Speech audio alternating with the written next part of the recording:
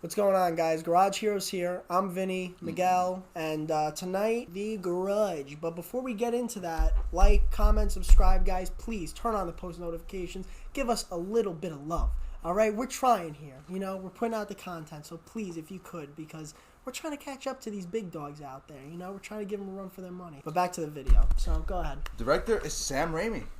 Yeah, interestingly enough. It's just, Sam Raimi is a very dynamic filmmaker. So seeing him tackle something like this, yeah.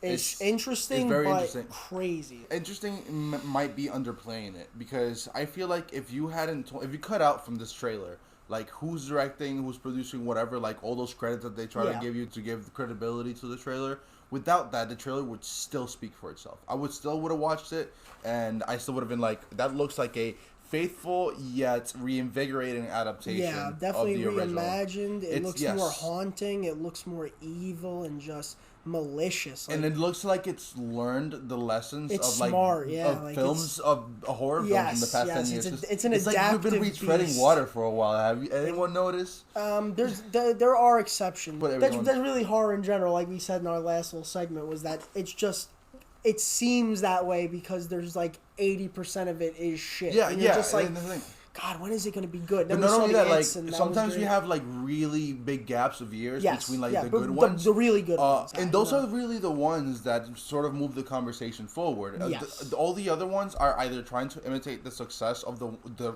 good one that just came out, or they're trying to imitate the success of like what came out like 10, 20, 30 years ago. They go, not experimenting, trying or different they things experiment now, bad. They're like, Okay, so there's a way you could experiment badly. Now you could just go in there and say CGI will make everything great. So then you just start making monster CGI and all this stuff. See, that's a good point. We saw plenty of practical effects in that trailer. You saw an actual person come out of that fucking bathtub with their shit on their fucking hands. And I don't know how they composited the shot exactly, but also those were real fingers coming out of the back of that person's head. That's good too, but the change, the shot where it's a little boy walking out of the doorway, and then it turns into the fucking Grudge. Yeah, and that's like that was editing though. That was that's what I'm saying. But that's what I'm saying. You see when it's well rounded, and when you have a good team with you, like Sam Raimi definitely does, because his track record is pretty good. There's some blemishes, Spider-Man 3, but it happens to everybody out there. So when it's right, that wasn't completely his yes, fault, of course not. But when it's right, it's really right. He don't write the scripts for all these things, but this is something that he could take, where he had knowledge of it already, because, this was common knowledge to the world. If you haven't seen The Grudge, wake the fuck up and go see The Grudge. Yeah. It's a fucking crazy movie. It's fucked up. It'll fucking dig down to your deepest fucking fears of being alone in a house, really, and wondering if there is something there, if you are right, what curses are, do they really exist? All this shit will fucking drive you insane. So what I saw from this one is a complete just reimagining of it in a more fucking evil way. Like, it just seemed really grimy, this version. Like, really fucking spooky and just trying to fuck with you. Whereas the other Grudge was trying to just fucking kill you. Just immediately. This one looks like it's like trying to fucking build up tension and stuff. Did you watch any of the sequels? Yeah, no. The second one, I didn't. I don't. It's hazy because let's be honest. The I'm sure only it good gets one bigger. is the first one, but it's basically that. You saw how it's sort of spreading. Yeah. So that's what the second one is, and the third one. But see, that's the problem though, and why it's hard to say it's that. It's the escalation problem that we have in anime. Actually, it's like, what do you do next? Let's make women be tanks and they can transform. Hi, and they're schoolgirls. This shit exists, man, because people are like, what else do? We already did 9 million boxing shows. We did 9 million shonen, so it's the same thing. And this is like the best version of that, where it's like, how do you take something and make it better?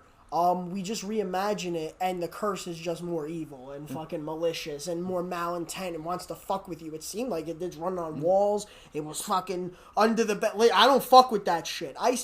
Listen to me. I see something under my fucking bed. I'm jumping at the fucking window. All right, I'd have kicked my kid in the head all right, and threw him under the bed. All right, I'm sorry. You can print it, whatever you want. Say what you want about me. All right, I'm a piece of shit, whatever. All right, my kid is getting sacrificed if I see that shit underneath the fucking bed. All right, Jimmy, go to bed, okay? Slam the fucking door and get the fuck out of the house. All right, because then you see what happens when you call Jimmy. Jimmy, come on, get out of bed. We gotta go now. My fucking comes flying out. No, okay? You don't want that. Nobody wants that fucking existence. No, that's why these movies are amazing to me, because they make it so real, So you know? So you're like, dude, it doesn't even have to make it real. The emotion is real. That's what it is. Yeah. It's for the characters. It's never even about the monster. Like, see, it looks like they got it right, and the monster's gonna be terrifying. The curse, this little demon motherfucker is gonna be fucked up shit, you know? Like, it's gonna be bad. But really, it's about the way it affects everybody else involved. Now, do I think that this female lead, I don't know the name of this actress. She looks pretty good. It's a male lead. It's a male lead. Who's the woman in the movie? The woman seems like she's a cop. The lead of the movie is the caretaker that goes to the house to take care of. Yeah, but she said, I think something followed me home.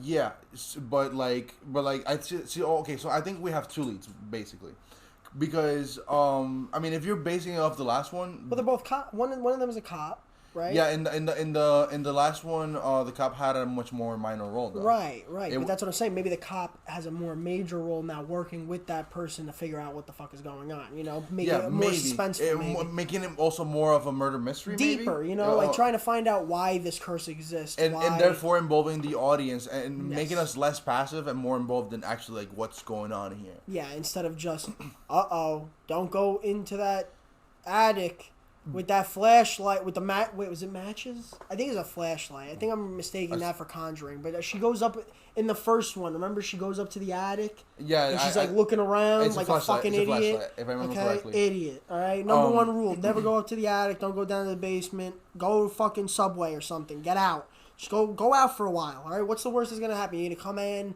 Your house is gonna be ripped up. Could have been you ripped up. All right, learn the rules of the horror movies. It could also be possible that she actually just has a really minor role in the movie. She appears in the end. Made it seem like it was a big deal. You know, like she appears maybe for that phone call, like maybe those two shots of her in the phone call, and it's basically her main roles in the movie. Those two scenes. Why would I think that? Well, maybe they expected some kind of backlash from changing a female lead to a male lead. I think that's possible. Well, people freak out about the alternative. It would make sense that some people would freak out about the alternative. So if she is a minimal character, people are still gonna freak out when the movie comes out. What, do they just bought themselves time? No, because she's not the character that was a woman. I'm sorry? And she was the woman that in this movie was not was not the woman. It was a guy. Yeah. It was a guy cop. Actually, yeah, they're both being gender swapped. It's swapped. That's what I'm saying. So it's not like some weird construct. That's why I think that they're evening it out a little bit. Like 60-40 really, where the guy's going to be the main character dealing with the hand and all this shit. But I think that guy plays the more minor role to her really solving the mystery, the why it's happening, all that type of stuff. Well, he's definitely gonna die first. Something's gonna happen to her kid. Definitely gonna die first. Something's gonna happen to her kid. Because he's gonna be in there. Something's gonna happen to that kid. That kid is dead, bro. Probably. But this is it seemed like this is a story of how the rage of the Grudge takes over the entire world, because that's what we don't see this affect like the scope of a single house.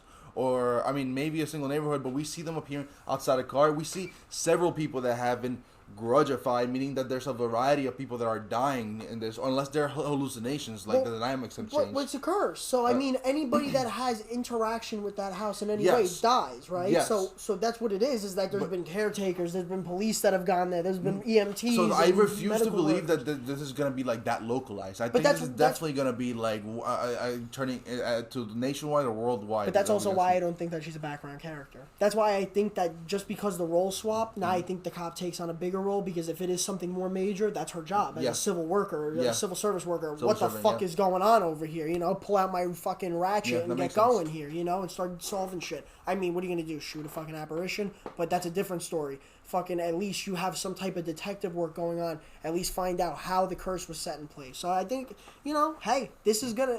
this is more interesting to me than, Invisible Man. It was definitely more appealing in terms. It got me more interested. Especially you show Sam Raimi's name, I'm a big fan, so I immediately am like, oh, what's Sam gonna do now? Yeah, so it's certainly, but to me, like I said earlier, the trailer just spoke for itself. And there's they have the woman in this movie from Insidious. It looks like her. I don't know if it's her. In the comments, let me know. Write down in the comments. Tell me what we missed with these characters, who they are. I don't even know any of these actors. Tell us anything. Whatever. Talk to us. We're lonely. Keep talking down there. Keep talking down there, as Alfred said, long ago. Write in the comments. Let me know if this is the lady from Insidious. But it looks like the one that's like, the mother that can, like, not the mother, the one that can, like, read and see spirits and talk to them and all that shit. I think it's the same woman, and there's one passing frame, like 2-3 frames of her, like, rah, like yelling. Wait, so you think this is in that universe? No. I'm just saying I love her as well. I'm just shouting her out because she's awesome. Okay. I don't think it's in the same universe. Okay, because that would be insane. No. I just love her as an actress, and she's there, and there's something very calming but very terrifying about her because she's been in all these movies, so now I associate her with horror. So, like, whenever I see her, I even think... I might be wrong. Was she in It as well? There was an old lady in It that looked like her as well. I think that was a different lady. There's just a bunch of fucked up looking old women out there, all right? And they scare the shit out of me, and they're in these movies, all right? And just goddamn it, man, this is fucking crazy. So I'm excited to see this. I don't know how excited I am, but I like scary movies. So seeing this coming back probably won't be as corny as the last one. Even though I love the last one, you watch it now, you're like, man, whatever, I know it's coming. So, yeah. So I really hope for some nice twists in this. Like you said, I hope it becomes bigger. Like, the scope of it just changes. I don't know if I hope that, but it's if they do it right. If they do it right, I would like it. Like, if it becomes like it's passing from this town. There's more curses. There's curses everywhere. It's right? the curse of anger and resentment. Yeah, there right? can only be one curse. It's got to be passed on throughout by people and all this shit. So right? that leaves me with only one question. Go ahead. Do you think it'll be political? I think that it shouldn't be political. Like, I think every other thing shouldn't be political because but then everything's already political. That leads to people hating people. Let me tell you something. We're going to see the movies, not to vote, all right? So let's remember that when we go to see the movies. Let's have fun. But there's so many movies that...